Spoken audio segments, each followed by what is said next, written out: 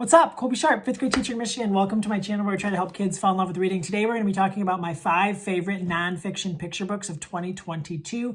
I've done a video where I talked about my favorite graphic novels of 2022, my favorite middle grade novels, my favorite fiction picture books for kids. I'll link to all those videos down in the description of this. But today we're talking about nonfiction, which is, for me, something that I'm trying to get better at. I'm trying to read more of. There are so many brilliant nonfiction books for our kids.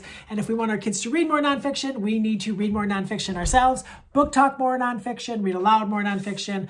All of these books I have read aloud to my 5th graders. I'm excited to tell you about them. First up, Because Claudette. My 5th graders were blown away when we read this story because they have heard of Rosa Parks, but when they learned what Claudette Colvin did and the impact that she had and the people that she met and knew and impacted because of it, they were pretty blown away. They were pretty surprised. They wanted to know more. They loved this book. Tanya Engel did the art. Tracy Baptiste is the author of this book. We just finished, actually today in class, Tracy's The Jumbies. It was fascinating for them to see because when I said the name, they're like, we know that name. But they had a hard time placing it because this is so different from that middle grade fantasy. Because Claudette, a must read, a must read aloud, a must own for all school and classroom libraries. Let's go.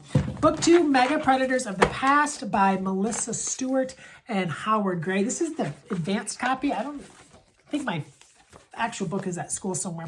This is an amazing book, right? So we know all about like Tyrannosaurus Rex and all kinds of different awesome creatures that lived in the past. But this book really shines a light on other mega predators. And one thing that I love, just like each 2-page layout is so cool. And I love down here how they show you the size of the predator and they put it next a scaled version to a creature that the kids are familiar with and then also to a human.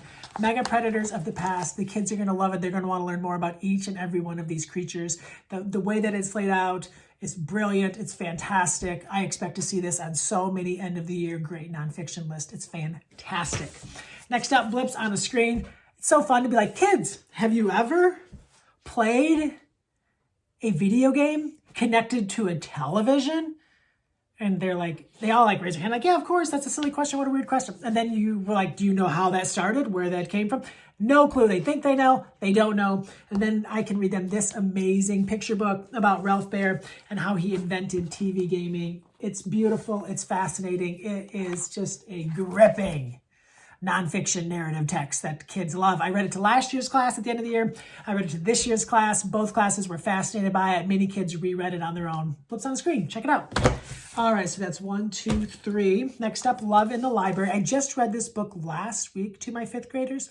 It's based on a true story. The authors, I believe, grandparents met and fell in love in the library in a internment camp during World War II.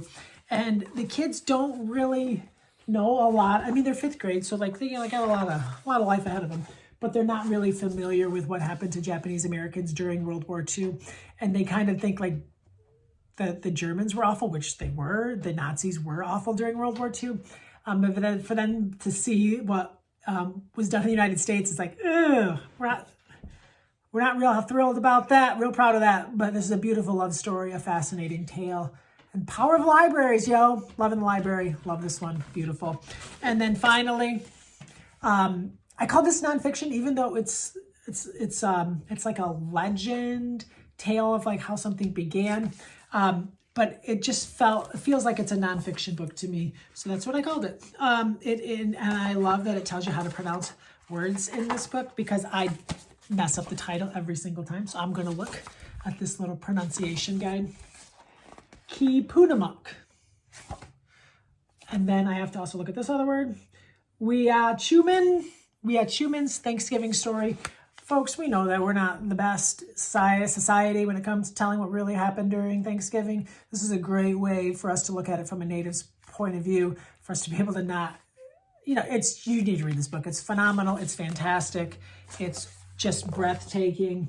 And we had a lot of really great, beautiful conversations around this book. And I think it helped us to make us stronger people and a better classroom community and helped us understand things a little bit better, which is what we're always looking for, right? We're always looking forward to trying to do a little bit better, be a little bit better, and know a little bit more. And what better way to do that than through, there's not many better ways to do that than through beautiful, non-fiction picture books like we have here. I hope you found one to add to your to-read list. I hope you found something amazing. I'll also link to those other videos in the description, and I'll link to my list of awesome 2022 books. My name is Colby Sharp. Thank you so much for tuning in. Hope you have an awesome-tastic day.